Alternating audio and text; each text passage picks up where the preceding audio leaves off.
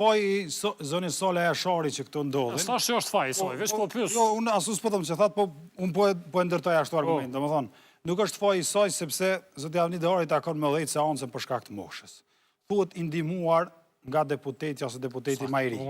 Zoni Ashari ma ka thonë edhe mu disa herë kur kemi biseduar në parti që zoti Dehori e ignoron atë vazhdimisht edhe nuk e konsulton për ato që ndodh.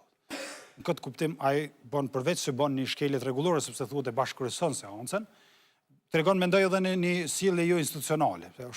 E ka ofrnizohen që duhet me respektu pak më shumë, sa herë ajo tenton me korrigju me për shkeljet që i bën, ai sillet në mënyrë arrogant sepse zoti Dehori është thjesht dhe vetëm ty e ekzekutu një skenar që e jap lëvizjave vendosje. 100%. Një dhe edhe dyta për shembull, seancat plenare, se sot kishte ardhur avokati Erianit Koçi dhe më thoshte mu je vonu seancë, e mu do më saru edhe një herë tash. Seancat plenare lart asnjëherë nuk fillojnë me kohë.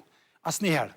Dhe merrni inqizimet, ne gjithmonë shkojmë në orën fiks, ose 10, 10:30, 11 kur është mbledhja. Gjithmonë Albin Kurti me deputetët e vet vinë 30 dhe 40 minuta me vonesë, vjen kryesuesi i seancës dhe i pret ata derisa vinë. E vërtetë është. I vjen asoj ziles dhe i pret. Nuk kujtohet asnjëherë me thon kur të vinë ata me thon nderuar deputet. Respektoni pak ranin. Se tash imagjinojeni sikur të vonohen edhe policët edhe mësuest, edhe zjarr fiks edhe krejt, çtu ka 40 minuta aty. Ata ma të përgjithshëm se ju janë aty s'ka. Jo se ne, se këta, mos e përgjithsoni. Kur po thëmë, ju po thëmë deputet, ju jeni në mandat por, unë i kom... Jo më pagu për mi përcjellë edhe do para juve, e di për qa po flasë. Po thëmë, edhe nëse e merrni me përkushtim edhe me disiplinë këtë punë. Nuk është puna që një jemi fyrë. Unë kom veç dëshirë me sqaru kur faj. Se për shembull edhe për statën e bllokimit kuvend, thuhet vazhdimisht krejt deputet. Unë mendoj që koncepti i përgjegjësisë kolektive, i mos individualizimit përgjithësisë është koncepti i kaluar i komunizmit. Na duhet me ditë kush ka faj.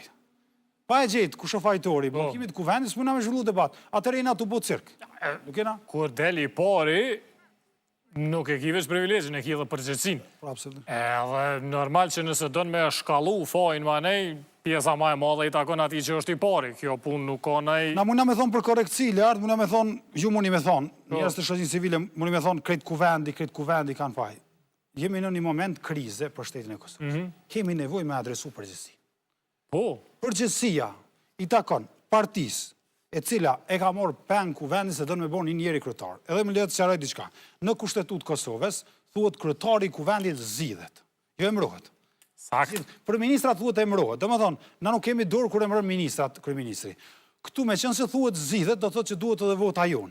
Meqense duhet vota jon, na çka kemi bë? Mendoj që kemi pru një standard të ri që s'po flitet në formimin e institucioneve PDK-ja këtë mandat.